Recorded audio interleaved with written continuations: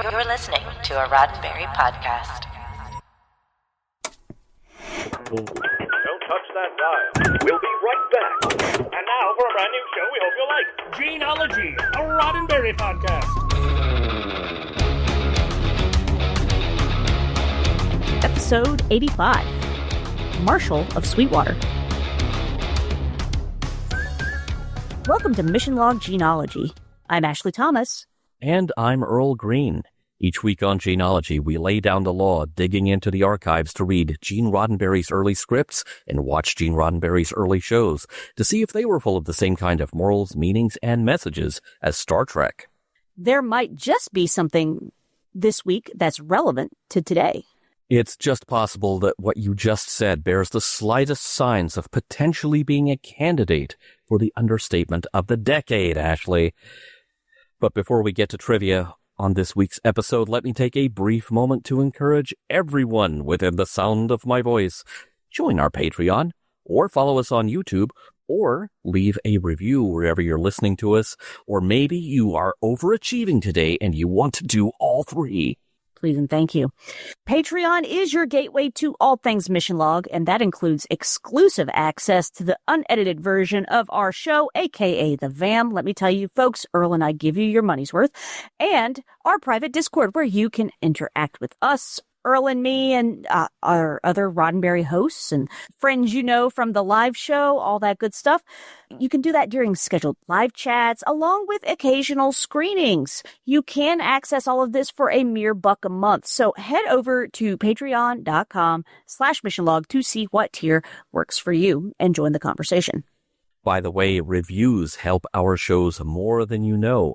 Even if you can't quite come up with the words for a written review, 5-star rating really goes a long way to tell that algorithm you really like what you hear. Other people might like hearing it too, and we are counting on our loyal genealogists to help spread the word. And now, this week's trivia. Earl, you've marshaled some trivia for us this week, haven't you? I marshaled all my trivial resources to come up with this, Ashley. Thank you very much. Let's hear it, bro. We're riding with Paladin once more as we take a look at another of Gene's 5 contributions to the last season of Have Gun Will Travel. Marshal of Sweetwater aired on Saturday, November 24th, 1962 on CBS, the 11th episode of that last season. And once again, we have Kathy Brown headlining the guest stars. We just saw her in Taylor's Woman. Now, keep in mind, for the audience back in 62, there were 8 weeks of Kathy Brown free Have Gun that obviously she was not in between this episode and Taylor's Woman. But she's a very good actress, and so you really don't clock that it's the same lady. At least I didn't. And I'll have a lot more to say about that later. Another familiar face returning this week is actor David White as Marshal Tom Carey. Familiar not just because he was Mr. Tate, Darren's boss in Bewitched, but because he has appeared in one of Gene's Have Gun scripts before, The Golden Toad, back in 1959. We'll be seeing David one more time in Gene-ology because he will appear in an episode of The Lieutenant. As Harry Brawley, we have actor and sometimes stuntman Gordon Jones, whose career stretched back to the 1930s, and in 1940 he became the first on-camera face of the Green Hornet. He was also Mike the Cop, the bane of Costello's existence on the Abbott and Costello show. In later years of Gordon's career, he divided his time evenly between TV and film, with his final role arriving in the 1963 movie McClintock. Also, the same year, Gordon Jones died of a heart attack. As Ed Jenkins, we have another familiar face in Paul Birch. He played the warden in Gene's episode The Hanging of Roy Carter in 1958. We haven't met actor Booth Coleman before. This is his first and only Have Gun Will Travel role, but his resume is huge. Science fiction theater, Zorro, The Rifleman, The Outer Limits, Voyage to the Bottom of the Sea, Gilligan's Island, The Mod Squad, Mannix, Kung Fu. He did them all. If you watched the live-action TV version of Planet of the Apes, Booth was that show's Dr. Zaius, and he also appeared in an episode of Star Trek Voyager, Nemesis. His final role before he left us in 2014 was an episode of The Sweet Life of Zack and Cody. On a minor note, in the minor role of the storekeeper, we have John Daimler, another actor with lengthy TV and film credits, parts both big and small. This is one of only 2 Have Gun Will Travel credits for John. Now, what's the other one, you're asking? We will be seeing him in Gene's next episode, Trial at Table Rock, which aired just weeks after this one. We lost John Daimler in 1984.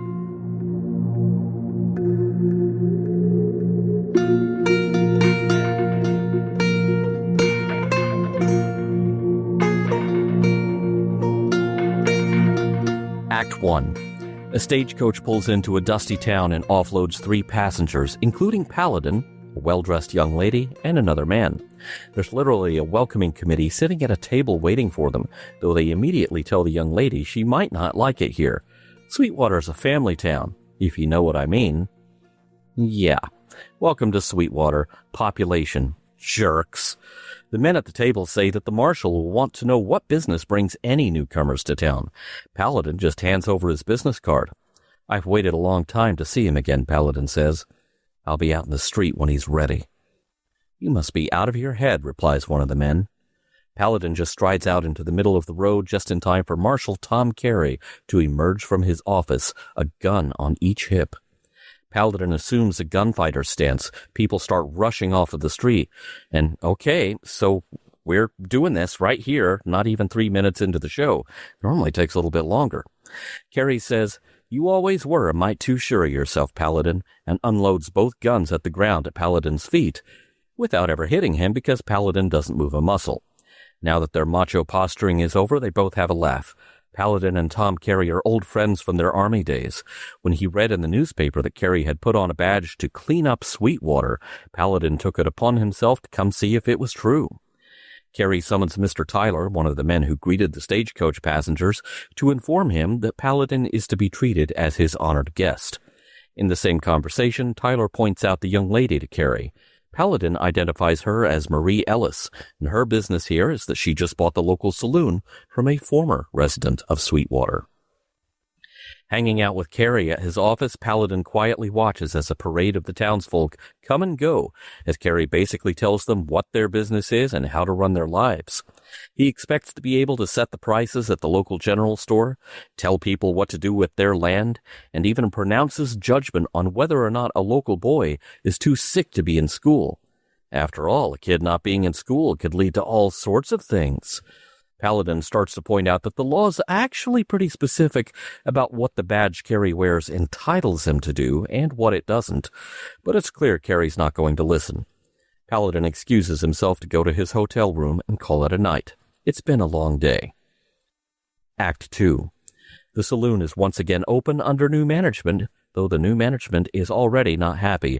Mr. Tyler has just handed Marie Ellis a list of local ordinances, along with a reminder that Marshal Carey will not allow drinks to be sold before 7 o'clock, and even then will only allow 3 drinks to a customer, which won't be enough business to keep the doors open. No wonder she got the place so cheap. Marie wads the list up into a ball of paper. Paladin wanders in, bellies up to the bar, and orders a brandy. Come to think of it, Marie's going to have a shot too, though Paladin has to remind her that brandy's for sipping, not for gulping. She asks how long he's known Marshal Carey, and Paladin tells her a little about their army career. Carey might just be the best friend Paladin ever had. Well, men change, Paladin, Marie says. It can be awful dangerous if your feelings about them don't change too. Before that conversation can go any further, Harry Brawley walks into the saloon and laughs at, well, basically, everybody. Look at all the yellow bellies waiting for permission to breathe. He orders his drink, and when he puts his arm around Marie, she points out that she's the management, not a saloon girl. Another man loosens up enough to order a drink, and he's in the middle of agreeing with Harry when in walks the marshal. The whole place goes quiet. Tyler hands Carey the watered-up list of laws, but Carey's eyes are fixed on Paladin. Harry Brawley says that Marie would have no issue abiding by laws that have been voted on. After a moment of deadly silence, Carey declares, it's 7 o'clock somewhere. Paladin sits with Carey and pours him some brandy, which he refuses, while sizing up Marie as a potential troublemaker, before he moves on to touting his achievements as a lawman. Sweetwater was wild when he arrived. Cattle thieves, gunfights in the street. The town needed a set of rules and a firm hand to enforce them. Isn't that better than folks getting mixed up in their own ideas? Paladin shakes his head. I'd like to think you're joking. Carrie says the two things wrong with Sweetwater when he first got here were that, pointing at the drink, and that, this time pointing at Marie. Carrie fesses up that he drove the previous saloon owner out of town, but now the saloon's open again and people are, gasp, drinking in Sweetwater again. Paladin's a little bemused. Tom, are you sure that's why you can't keep your eyes off of her? But Carrie's in no joking mood. He says he knew what kind of woman she was when he saw her walking down the street. Then he starts openly and loudly questioning where Marie came from, what her background is. Paladin stands by Marie's side and advises her that she doesn't owe Carrie the answers to those questions, but she answers anyway, telling everyone within earshot how hard she had to work to buy the saloon, and finishing off saying, I'd rather die than go back to where I started. Brawley cuts her off before she can say any more, complimenting Marie on standing up to Carrie better than any man in town has. Carrie snaps back that Brawley is out of touch with everyone else in town. But then Paladin takes Brawley's side, and Marie's. Paladin is firm. Leave Marie alone. Carrie very carefully says, You're asking me to leave her alone, right? Paladin quietly says, He's starting with asking. Carrie makes it clear that the price tag on this request may just be their entire friendship, and he starts to leave. Brawley tells Marie that he's going to bring Mrs. Brawley to meet her. They should get along well. At the door of the saloon, Carrie can't help himself, loudly telling Brawley, Oh yeah, those two should have a lot in common. Real common. Brawley answers the insult by going for his gun, but he doesn't even manage to draw before Marshal Carey shoots him down in cold blood. Act 3.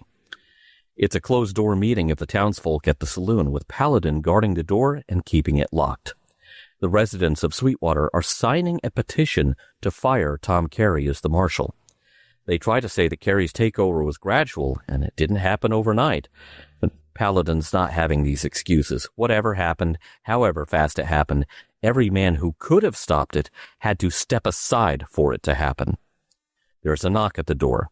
Paladin shoos the townsfolk out the back way, while Marie does a quick change to make it look as though she's turned in for the night already. Paladin stands behind the door out of sight, because the knock at the door is Carey again. He just wants to talk to Marie. Maybe he misjudged her.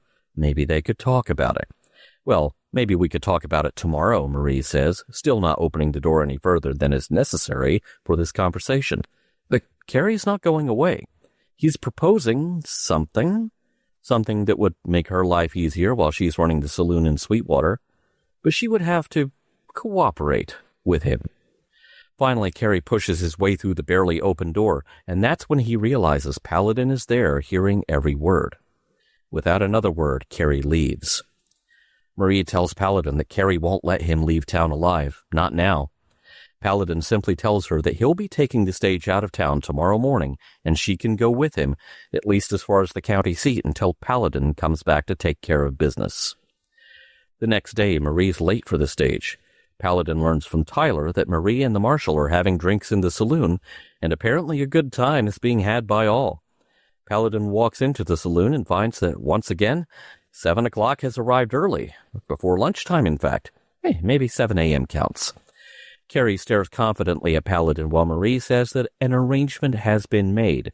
She's staying. Paladin can go.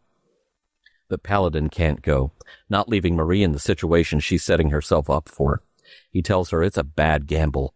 Carey decides it's time to end his friendship with Paladin permanently with a bullet. Marie tries to distract Carey with a kiss, but Carey is not letting it go. He even says he always allowed Paladin to draw first. Paladin just turns to leave dismissively, and Carey, insulted, can't drop it. He rushes out into the street after Paladin, screaming, "If you take one more step, I'll kill you." Which is when Marie finally speaks her mind. She has no affection for Marshal Tom Carey. She actually finds him to be a repulsive old fool. She was just trying to save Paladin's life. With one hand already on one of his guns, Carey stares at her like he can't decide who he wants to shoot first today. Paladin calls out his name, Tom, and then drops the Marshal of Sweetwater with 2 shots. Marie is shaken. She feels like she killed Carey. But Paladin assures her that's not the case. He always allowed Carrie to think he was the faster draw just to please Carrie's ego. As the townsfolk gather silently, Paladin tells the stage driver he can leave town. Marie will be staying in Sweetwater, as will Paladin, to make final arrangements for an old friend. The end. Earl, I believe you successfully marshaled a recap for us, as well as trivia today. You were all over it, bro. That was kind of a heavy ending, though. Yeah, said it in the van, but it felt like one of those solemn Jefferson Drum endings, like the end of Law and Order. Yeah. Definitely one of those things where it's like, ooh, well, that happened. Let's hit the bar. Yep. Well, fortunately, we know a bartender, and here she is, and it's 7:00 somewhere. Yeah, it definitely is that.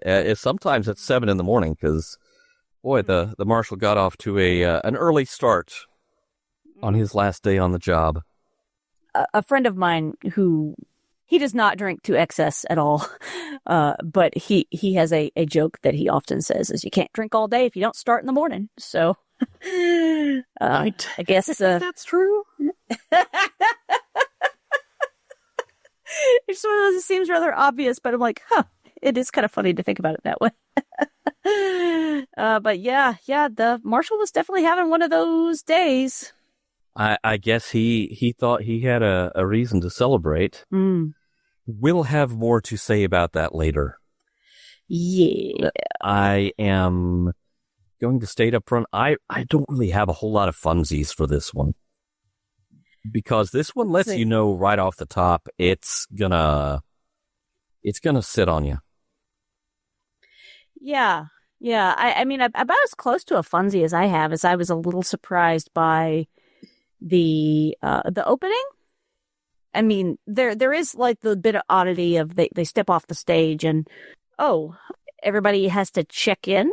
Like, who are you and why are you here? Yeah, so I was like, that seems odd. But then, like, his interaction with the marshal at the beginning, where he's like, I'll meet him in the street. I was like, oh, damn, what have we rolled into in this episode? And yeah, because here we go. Yeah, it was like, okay, so we're doing this now? Already? We haven't even hit the first commercial break, Paladin. You're getting... I say, yeah, we're 3 minutes into the episode, and we're already having the standoff at high noon. Let the bodies hit the floor. Yeah. Now, as far as the marshal goes, once we get the pleasantries out of the way, which, man, I do appreciate the direction to the crowd, background players. Get your asses off the street. It's going down. Yeah, like, oh, snap. Marshall comes out. He's packing heat. Here's the man in black. He's packing heat, too. Okay. Used to be in Sweetwater. We called this a Tuesday. Mm-hmm. Now it's highly irregular. Yeah. But there are reasons for that.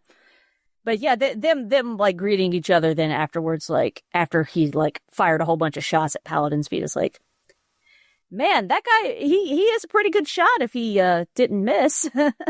Yeah. Paladin still got all of his toes, thankfully. Yeah. Mm-hmm. It becomes a whole different episode if that goes wrong. Right.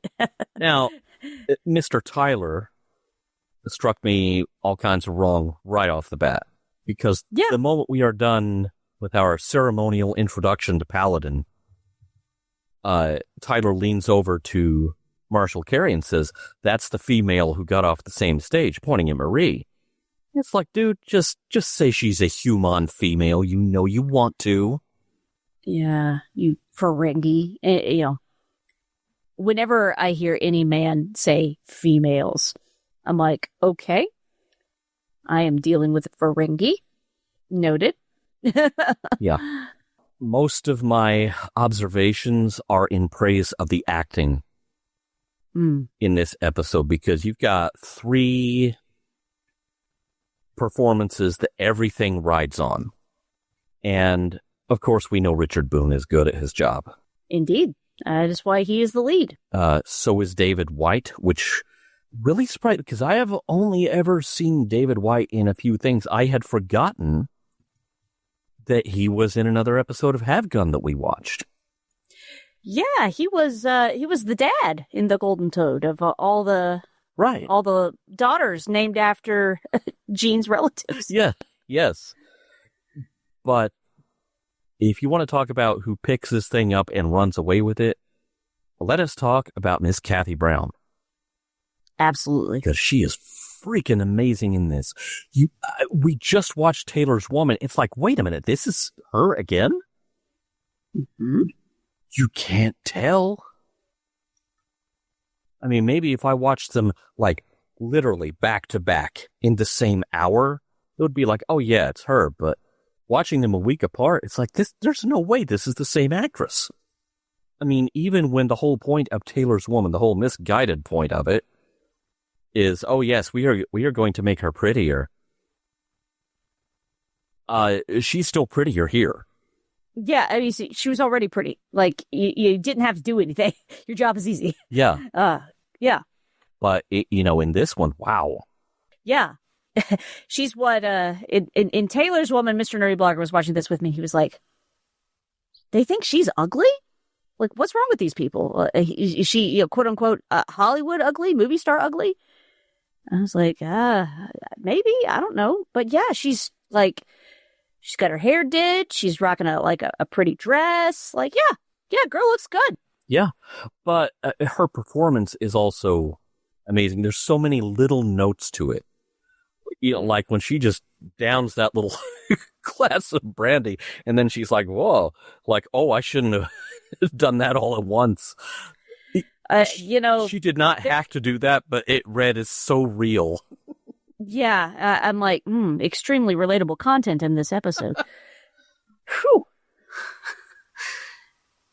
Yeah, her performance was phenomenal in this. That little monologue that she delivers later in that scene, like, whoa, girl. Yeah. We're dealing with some serious stuff that, we'll get into in discussion, but my Lanta, she was killing it. She was. I do want to give Richard Boone more props than normal. And I want to direct everyone's attention to one scene in particular where he really isn't saying much. Mm-hmm. But just watch Paladin in the scene where Carrie is standing at the door trying to talk to Marie, and she's trying to find any opening to close the door in that conversation without being rude and just making Carrie matter. Go back and watch Paladin while Carrie is making his really unsavory sales pitch. Mm-hmm. Just watch Boone reacting to everything that is being said, because this is his old friend. This is someone he thought he knew, and he is just wincing in absolute disappointment and smirking at how predictable it all is, and like, holy cow, I thought my guy was better than this, but I guess I'm getting an education. None of this is coming out of Paladin's mouth. It's all on his face. Yeah. And then when Carrie forces his way in and then he sees Paladin there are two quick shots. This Paladin is giving him this absolutely withering look. I mean, this is like a Janeway is mad at you look. Ooh, the death stare persists. Yeah, it's like, I don't want Janeway looking at me like she's disappointed. I don't want Paladin looking at me with this face either. But also on Carrie's face, on David White's face, there is this look of betrayal. And I am so used to seeing David White in a very different kind of role. And I remember saw him walk out into the street with guns on his hip, and I was like, wait a minute, this guy? Like, dude, go back to bossing Darren around at the office, because the Wild West is not for you. You're a soft, roly-poly, pleasant, middle-aged man. By the end, he's got me totally sold. Yeah. I totally believed him as this scummy dude. Yeah. Versus the comical Mr. Tate. Yeah, and he is matching Richard Boone for intensity, which we've watched a lot of Have Gun Will Travel for this show, Ashley. Spoiler, not everyone has matched Richard Boone for intensity. Absolutely not. So I just didn't expect Mr. Tate from Bewitched to be the guy who did. This is like Buddy Ebsen being a badass. Things I did not think I would see in the course of watching these shows. There is some amazing acting going on in this one. Some of it without words even being spoken. Everyone involved in this show understood the assignment. They understood how heavy it was. They understood we have to sell the heaviness of it. Yeah. Because we haven't run into too many, not in Gene's episodes, we haven't run into Paladin having too many old friends. Or, friends. Yeah, that was one of the things that surprised me. It was like, Paladin described this guy as, you might call him my closest friend. And I'm like, I didn't know Paladin had friends. I thought that he just hangs around with Hey Boy. He hangs around with Hey Boy. That's about as close as a friend as we've seen for Paladin. Yeah. I don't think he made a friend of the hotel stenographer. Yeah, no. And or the lady of the week that happens to be hanging out with him in the hotel lobby. Yeah. Yeah. I do not get the impression that any of these are very long-term, enduring relationships. No. These are casual acquaintances, if you will. Yeah, there used to be a section on Craigslist for that. Anyway. Yep. Anyway. There's so much going on here with the performances, but so much of it isn't even in the dialogue or how it's spoken. I would love to get a look at this script. I would love to see what is in the script to guide the performers, guide the director, because it seems like there has to have been some very specific language in there. Mm. And whatever language was in the script, everyone got the memo, and this really jumps into my top tier of Have Gun Will Travel. I would agree. This is a really solid episode, and I'm eager to get into discussion with you on it, Earl.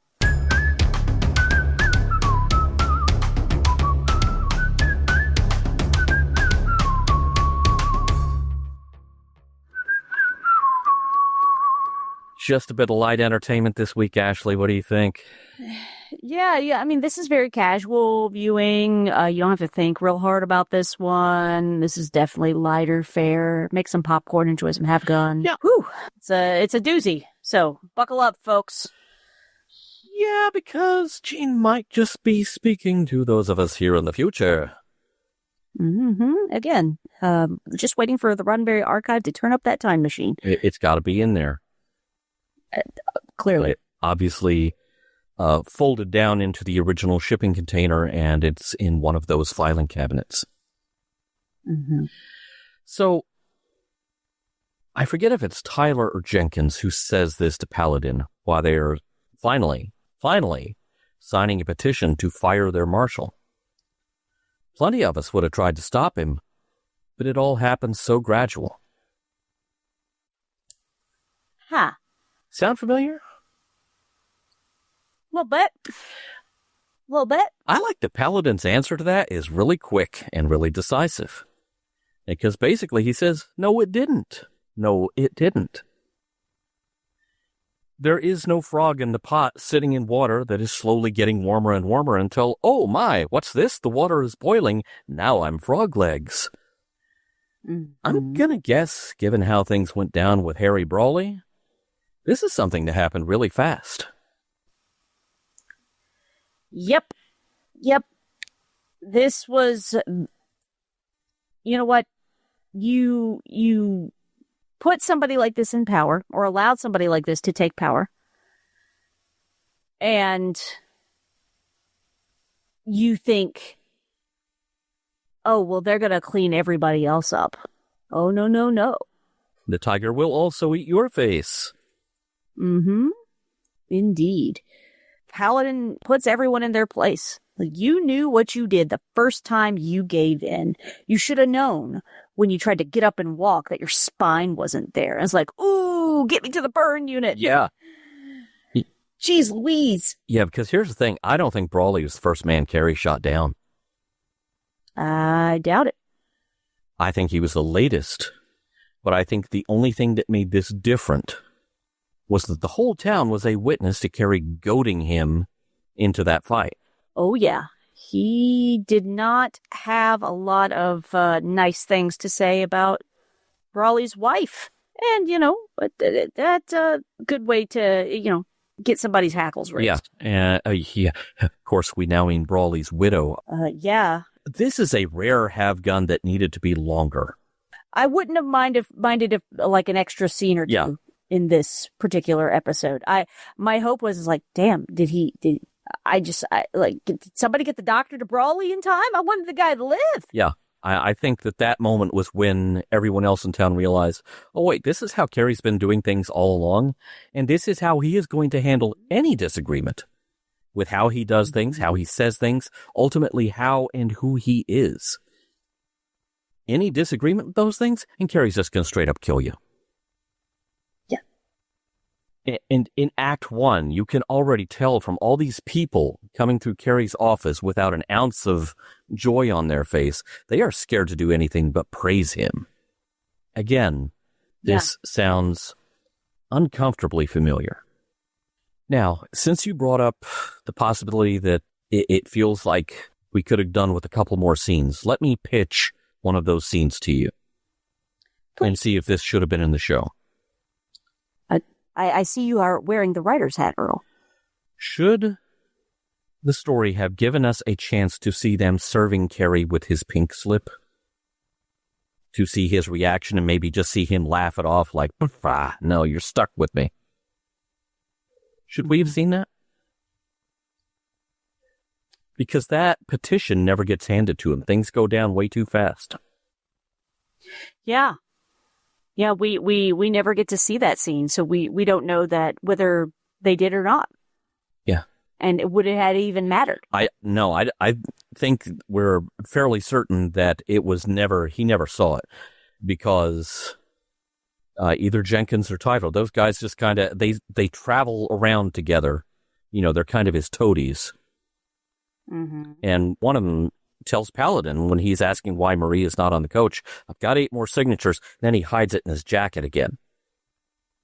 Yeah, Carrie never saw that thing. Mm-hmm. That's a good catch. He never clapped eyes on it. Got it. I almost kind of wish that he had. And, it would have taken a minute for him to read it and just stare at whoever handed it to him. Whichever one of his unfortunate toadies just tremulously handed it to him, and just say, no, I'm not leaving. That's the whole scene. That's all you need. The fact that it does not happen means that we kind of skipped past due process here. Yep. One of the things that this episode is hinting at has left Sweetwater, and this is something that really ought to speak to us right now, is rule of law. The law is what Carrie says it is. And if you disagree with that, well, hey, you are arbitrarily breaking the law. Well, guess what? Bullet's going to be flying pretty soon. Or he will do something else to chase you out of town.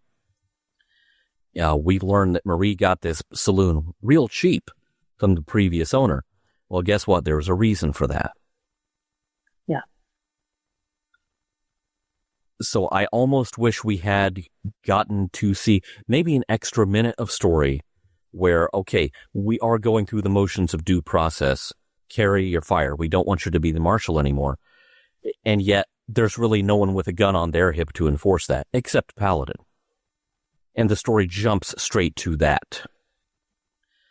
But I suppose that's understandable, because now with Marie in the middle, the whole stakes have been made personal, very personal. Yeah. But yeah, part of me is just like, I'm a little uncomfortable with we just jumped straight to the shooting. When Marie is going through her spiel about what all she had to sacrifice to come to Sweetwater, to buy the saloon and come to Sweetwater, I just cringed at the whole thing. Not because it's badly written, not because it's a bad performance. It's an amazing performance of some amazing lines. It's just that performance makes you feel that this woman has given up God knows what to God knows who, and she has come here, and this is the welcome she gets. Her performance here sells this episode so hard for me. The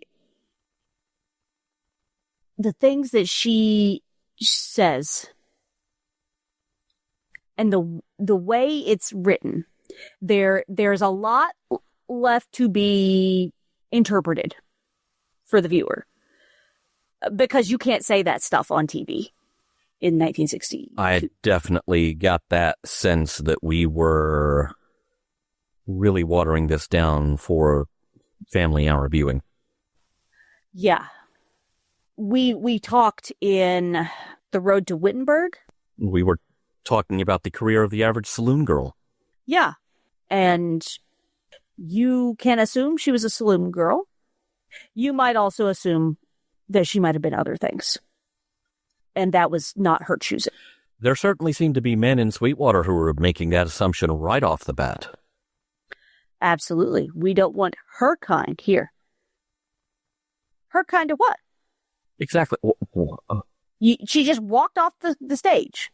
You don't know anything about her. Yeah, and she's... other than her name. She's not exactly in rags. She looks like a well-dressed young lady for that period of time. And what, just because she didn't walk off that stagecoach, obviously being the property of one of the two men who accompanied her? Is that the problem? Yeah. Because let me tell you where you could put that problem. But then, in Sweetwater, that's just going to get shot at. The reason I am choosing to interpret what she said about how she came to acquire the saloon was after she tells how she worked herself to the bone to get the $1,200, was that after I gotten what I needed, I bought a 12-cent bar of lye soap and scrubbed my skin till it was raw, and a $20 dress, and the rest I gave to a man for the saloon. If you buy a bar of soap and you scrub you feel like, you really needed a bath for a reason. Yeah. And I don't like the implications of that reason. It makes me extremely uncomfortable. Mm-hmm. Yeah. About how Paladin relates to Marie, I love that nobody thinks anybody looks makey-outy this week. It would have been completely out of place, and finally, the script gets it. Yeah. There is a kiss on the forehead that I questioned a bit, but I really felt like that and the hug at the end were protective gestures. Like, I've got you. Yeah. That was a gesture of comfort. Yes. Not one of, you look so makey-outy. Yeah. He is, none of this is because Paladin's trying to make his own moves on her. Because if you do, the whole thing with Carrie lands very differently and lands wrong, in fact. Sure. Absolutely does. Paladin is not doing what he's doing because he's moon-eyed for Marie. And Paladin is doing what he is doing in Sweetwater because civil liberties have all but ceased to exist. And his friend is responsible. This is probably a guy whose life he saved in more than one gunfight. And this is what happens for him doing that? So I feel like Paladin may feel some responsibility. But if there's one thing I adore about this episode, it is that he is simply being the best possible ally to Marie without there being even a hint that he has any other interest in her. That is so atypical for this era of TV storytelling, and I really appreciated it. He shows like the same level and type of allyship in this episode that he did in Charlie Red Dog. Oh, wait till we get to my wrap up Oh, have I read your mind, Earl? Yes. We don't share notes before we get started, so okay. All right. I'm glad we're thinking. I may bring up some names because this is a trend for Paladin, this allyship.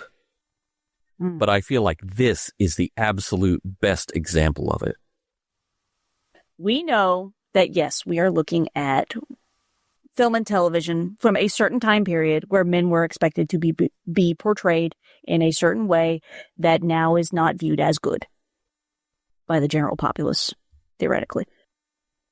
I think Marshall Carey here is the embodiment of toxic masculinity. He thinks that he is better than he actually is, which we find out by the end of the episode. He goes where he isn't wanted. His word must absolutely be obeyed without question. Doesn't want anything to happen without his say-so. He even does what, and forgive me, Earl, you're going to have to use the edit button because I don't know another way to say it so succinctly, but he employs what a concept a friend of mine calls Schrodinger's bitch. And by that, I mean, if a guy shows interest in a girl and she turns him down, you're just a bitch anyway. Because when he's sitting at the table with Paladin, he's like, oh, we can't have her kind here. She's trouble. And Paladin recognizes, dude, you find her attractive and it bugs the hell out of you. You don't like it. And so instead of just letting her exist, he has to annihilate her. And so he says the really cruel things about her, makes certain, implications. And Raleigh makes the comment about, oh, Miss Ellis, because you've shown more courage than any of the men here. I'll have to bring the missus by. I'm sure she'd like to meet you. Think you and her would get along well. Well, and then dude says, yeah, I bet they would. They're the same kind of girl. I'm like, oh, no, you didn't. And then, of course, he baits Brawley into a duel or a shootout. Not really a proper duel, but he's making those kinds of implications. So not only is she Schrodinger's bitch, he slut shames her. Because he himself is ashamed that he is attracted to her. Which is obviously her fault, because how dare she just exist in his space? Oh my gosh, how dare you? He's the weakest man in town. Sorry, the Lord Jesus said, if your eye offends you, pluck it out. We can't do that in prime time in 1962 either. No, can't do that in 2025 either. So anyway, if you would like to know what toxic masculinity looks like in 25 minutes, watch this episode.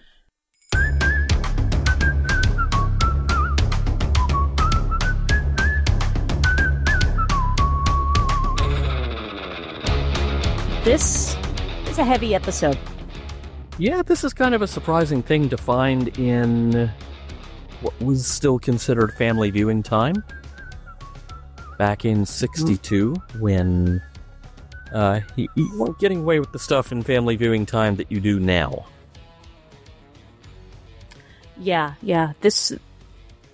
I don't know that this would have flown for family viewing time. Yeah. Or at least not now, anyway. It's kind of surprising. It's a stunning episode. I will tell you, this has really become one of my favorites just instantly. Yeah. Basically because it is yet another telegram from Gene Roddenberry to all of us in the future. Putting a self-appointed authoritarian in charge is bad. I don't think I even need to go on one of my signature rants here. It's bad. It's funny, a TV writer in 1962 knew that was a bad idea. You know why? Because history already knew it was a bad idea. But, hey, Guy struts into town to tell everyone he'll make the trains run on time, or he'll make the town great. Maybe he'll make the town great again. Whatever the rhetoric is, it always goes the same way. And yet, people keep surrendering their backbones. What amazes me is that fiction of all genres throughout the Western world, and I don't mean Western as in cowboys on horses, I mean the Western Hemisphere. It's loaded down with stories like this. The entire body of fiction. Stories that make it clear why authoritarianism is not a sustainable or equitable leadership strategy. Fiction is so full of examples of this, not just Westerns, not just TV scripts, not even just Gene Roddenberry. And yet somehow, here we still are. It's like half the audience is saying, oh yeah, we watched the shows, we read the stories, we just didn't pay any attention.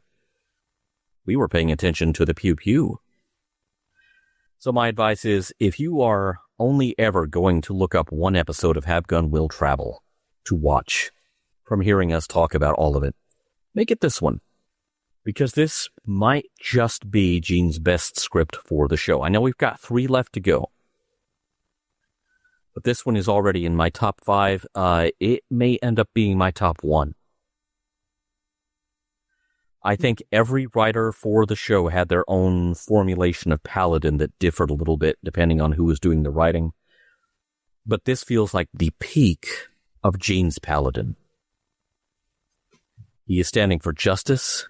He is standing for civil liberties.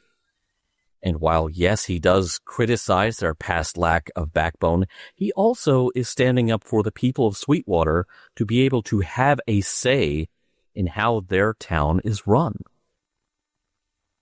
So, there's a straight line here. This is the Paladin who stood up for the Yavapai Indians.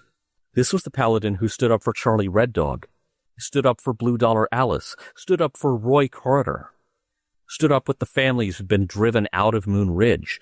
Paladin seems to instinctively take the side of those who do not have anyone advocating for them. So no offense to the other writers who tried their hand at writing Paladin's adventures, Gene's Paladin is the best Paladin. And I think that's because Gene's Paladin basically carries Gene's values. And a 6-shooter, maybe some pocket sand, but also mainly Gene's values. I can only hope that maybe by us talking about this show, we might just inspire folks to seek this one out, watch it for themselves, and let it stir some conversations that right now, as we record this in 2025, are very, very necessary. Yeah, I hope that the folks listening to this, even if you don't go watch the episode, take what you have heard about this story here and learn how you can be an ally, and no matter who you are, but especially if you are a white man. Because the reality is your voice still carries more weight than anybody else's. The other thing I really see in this episode, and Brawley points it out, is Marie stands up to Marshall more than any other man in the town has. And again, does Gene have a time machine? Because when you have an overwhelming majority of women standing up and saying, hey, this isn't right, this is a problem, and the men in their lives don't back them up or listen, it felt all too familiar in a way that isn't good.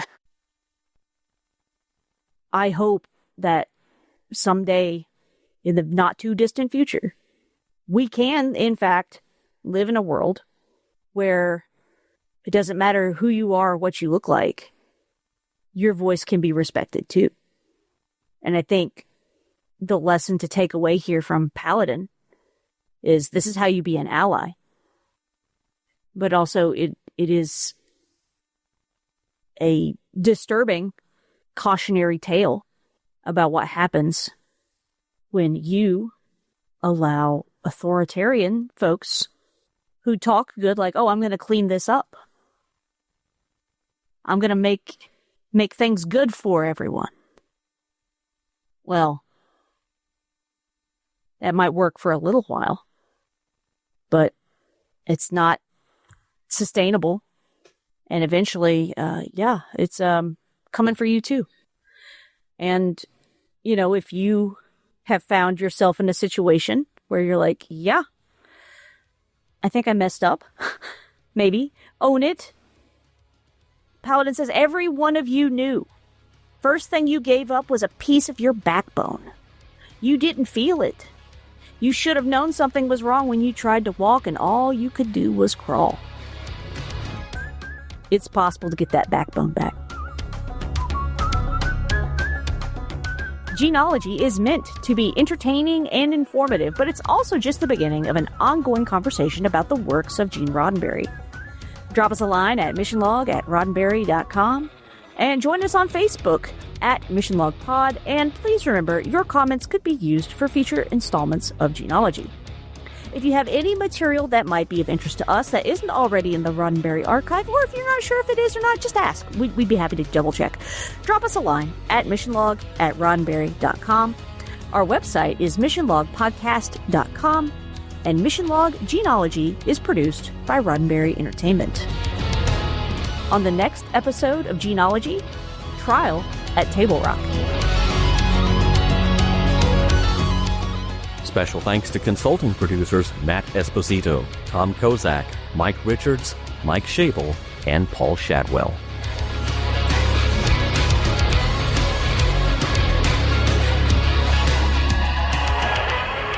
We'll be back next week with more of your favorite programs. This concludes our broadcast day.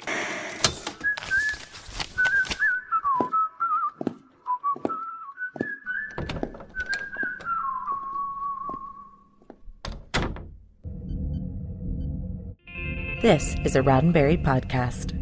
For more great podcasts, visit podcast.roddenberry.com.